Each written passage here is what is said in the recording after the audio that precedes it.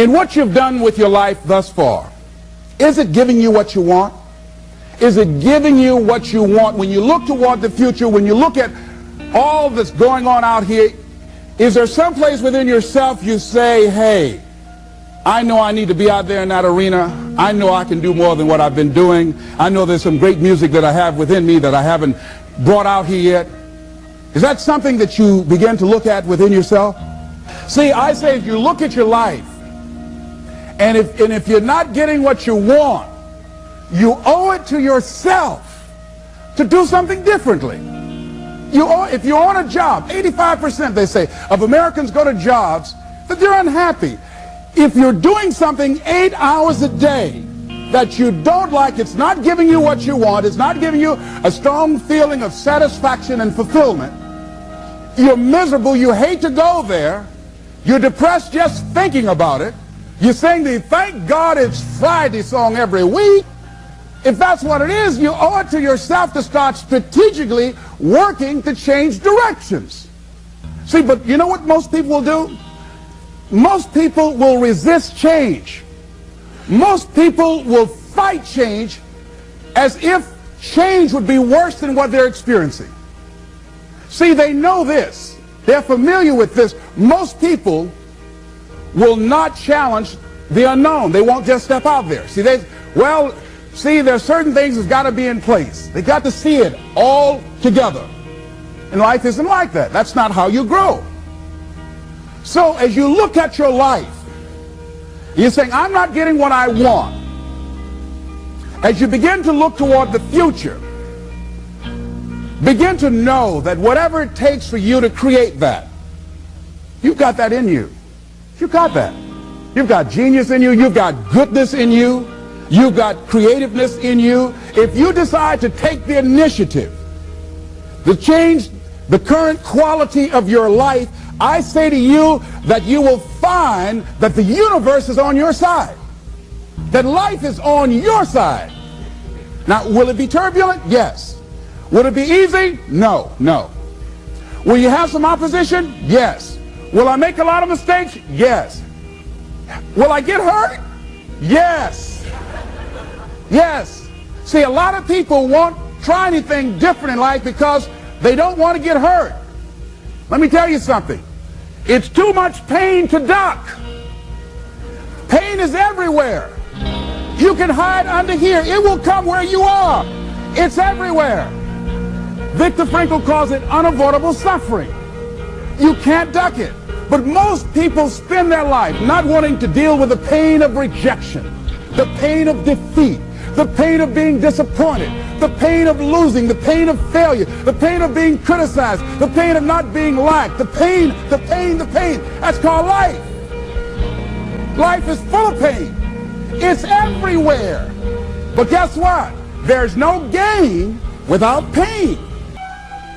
Most people are governed by their habits, their fears, and the opinions of others.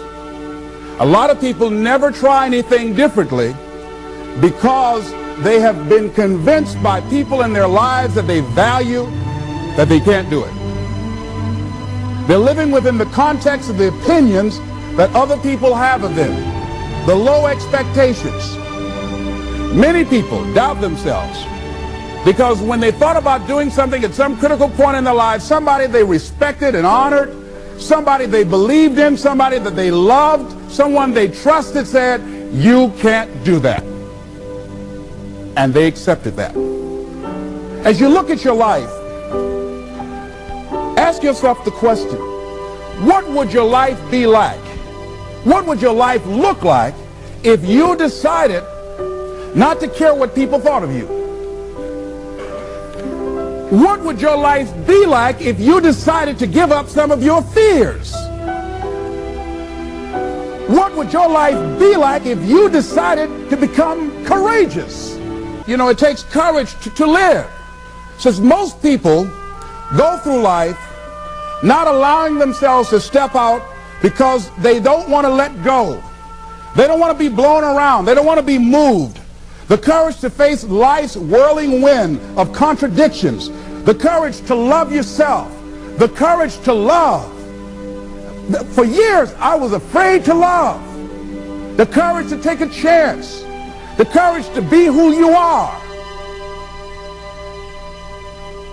He says, courage isn't for somebody else, for medals, applause, or moral debts. Courage is what at that moment feels most right for you. Not just situational ethics, but what feels right in your heart, the word of the heart, what feels right in your heart. One great philosopher says, cowards die many times before their deaths. The valiant never taste of death but once. What does that mean? That valiant people aren't afraid? No, no, no. It means that they experience that fear and they move forward. They move forward anyhow. Many people are dead now. Many people are allowing their dreams to die. Many people are allowing the ideas to lie dormant and collect dust. Many people have all this talent and ability that they are allowing to be buried inside of them, that they will take with them to their graves because they didn't have the courage to be who they are. And I say, as you begin to look toward the future and manifesting your greatness, it's going to take everything in you, that your life deserves the concentrated effort to begin to look at how is it that I can express more of me? How is it that I can bring my ideas out here now? How is it? And start living with a sense of urgency, because you're here today, you're gone today. Life is unpredictable. It's uncertain. There are no guarantees. No guarantees out here at all. So holding back, what are you waiting on? Ask yourself, what's the benefit of your waiting? What's the benefit of your not living your dream? What's the benefit of not listening to yourself? Oh, please, listen to yourself. You know the feelings. If you start listening to the feelings in your heart, and I'm doing it now more every day, I find that my feelings, I can trust them. And I say to you that as you look toward the future, you look at life on a daily basis, if there's something that you have been given, if you've heard something within yourself that you know that what you're doing now doesn't fit for you, it doesn't work for you, it's not giving you what you want, and there's something else that you want to do, don't allow that inner doubt in you to talk you out of it, to build a case on why you can't have it, to tell you why you're not good enough. You ignore that inner voice and all of the external voices. Don't judge the possibilities for what you can do based upon the circumstances, because the circumstances won't determine who you are. Don't determine what you're able to do based upon your resources. Don't determine what's possible for you based upon where your life is right now. Where your life is right now is not you. That's just what it is right now. But the possibilities for you are unlimited. If you're in a rebuilding process, it's unlimited. If you're coming back from adversity and devastation, it's unlimited of what you can do. That's the capacity of human beings. It doesn't matter how many mistakes you've made. It doesn't matter how many flops you've had. It doesn't matter how much money you've lost. In fact, I see it only as an investment of what you learn from life. Not losses, but investments of what's possible for you. And I say to you that once you start listening to yourself, and as you begin to act on your dream, as you start just trying to find your way, doing what you can with what you have, you will start seeing things opening up for you. You'll start attracting people. You say, where'd they come from?